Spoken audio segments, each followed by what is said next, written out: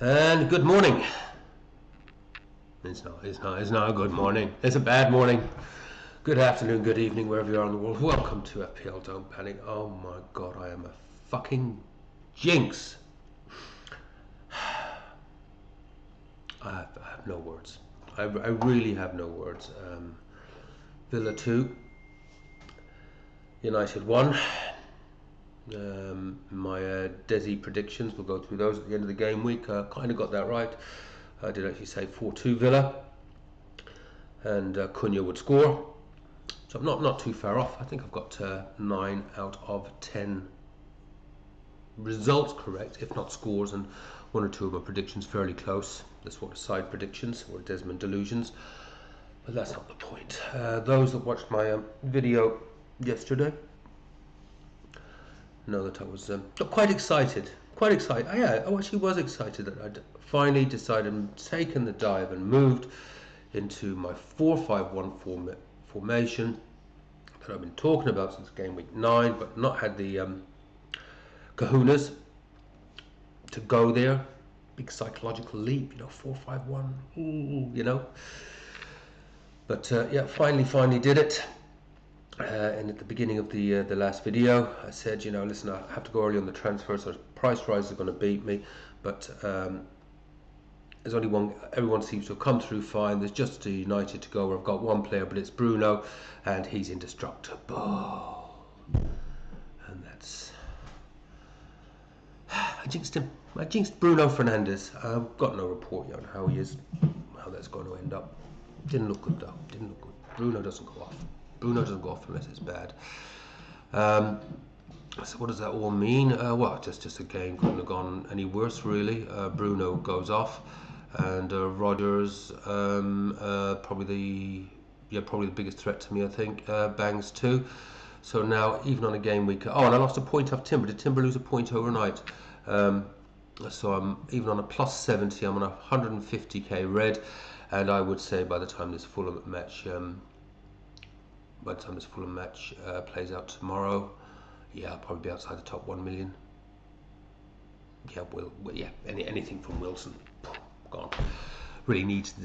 I know I'm getting putting the curse on the curse by saying I hope the curse of the most transferred in player strikes, and just me saying that means he's probably going to, do a double-digit haul. As for the game week, it's disaster too strong a word? Probably catastrophic. But it's not as I could live with this. I could actually live with this staying within the top 1 million.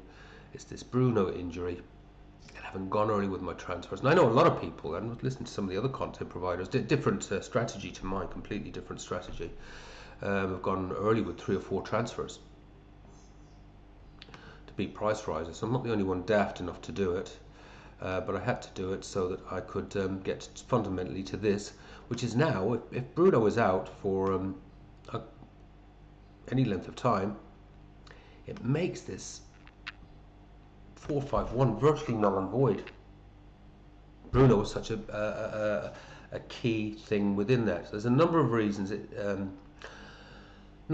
For going this path. Clearly, midfielders and defenders have been outscoring inconsistent forwards. I've been talking about it for weeks and weeks and weeks. You all know that. And I did plan to go there in game weeks sort of 9, 10. Didn't do it. Didn't. Whole host of reasons. Just didn't do it. But finally sort of saw the opportunity to do it. Had the money. I could build this powerhouse midfield. I've got a nice plan around the defence to do some tweaks in the coming weeks. And Haaland up front, pretty much with a perma captain on him. And as I showed in the spreadsheet yesterday, pretty much showing a very, very, very healthy 70 plus for the last number of weeks. And if that maintains going forward, it should be sort of happy days for good rank rises. Now this actually does remind me very much of, I think it was about game 12 or 13 last year, where I did something similar. Because generally my plan, but it's been a little bit different this year because Def kind of screwed things up. It was kind of hard to know exactly where to go. But I did something similar last year. All my early plans are around trying to build a decent bank balance, and then go hard out on the premiums, and then move the peripheral players, around on a weekly basis. And I did that last year. I had this absolutely amazing team. It was about game week 12 or 13. I managed to do it last year where I had the right money and the premiums were showing the right form. So I had Haaland, Saka, Saka, Bruno, and a few of the others, you know. And I looked at that team and thought, it's going to be very, very hard as the weeks tick by for other FPL managers to actually get to that team. And what happened last year? It's the same bloody thing. It was the Saka injury, if you remember. And that threw me into turmoil for a few weeks. And that's the mistake I must not repeat this time. It's just Bruno. It has thrown this thing way out. The temptation is to do a couple of hits once we get some news. I'm not going to do anything until we get some news, but if he is out for a few weeks, and I would say that is highly likely, what's the right move? Last year I flew, a few of you were following me, you might even remember it. Yeah, I did. I was taking hits all over the place trying to, when really all I needed to do was just replace Saka and it would have been fine. So what am I waffling about? I don't know what I'm going to do. It's really, you know what? Of all the things that have pissed me off this year in FPL, this is unquestionably the biggest. I'm not quite at delete app stage, but fuck me, that's so. I was really pleased to put that together yesterday. The transfer, yeah, just Bruno to go, he'll be fine. I thought I like this. It's differential. It's got all the big names in there. It's differential. Which I think, you know, as I say, we're not going to climb the ranks if we're all fielding the same fecking side every week. And I thought that could be differential enough to actually get me some good rank prices, particularly when Gabriel comes back and I take Timber out, put Gabriel back in there. It's a direct swap and a couple of other little tweaks. I thought that team could really go very well. And it could be gone in a puff of Bruno. Not sure what I'm going to do. Probably the best thing is to do nothing and just swallow my salt this game week. If he is out, get myself a transfer and go 5-4-1. You never know. It's a funny old game. Might be fine. And then we'll think about who to bring in for Bruno. 2 transfers, but then I'm moving in towards templates again. So the other thing with this as well, of course, is this. One of my big differentials, if he starts to perform, as Palmer. In a few game weeks time, because Palmer has gone up in price once, I think he may well go up in price again. Palmer is going to prove this huge differential. It's going to be very difficult for other managers to get to if he starts firing. I know that's the big if, but I live in hope.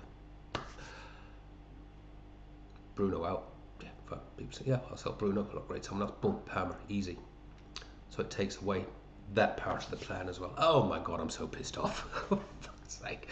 Oh, it's gone. So yeah, I mean, yeah, could move Bruno out, downgrade him, and then bring someone back up, I guess, to the flavour of the month, which is absolutely going to be Ekatike, and that is going to be the new template, especially now with the Isaac injury. So Ekatike's minutes are going to be guaranteed. There's some beautiful fixtures on the horizon. Maybe that's where I should just go over the next couple of game weeks.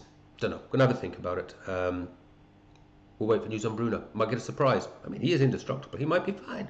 Might be just a little scratch. Take care. Have fun. Play your own game. Don't panic. I'll see you at the end of this rather sad game week. See you soon. Bye bye.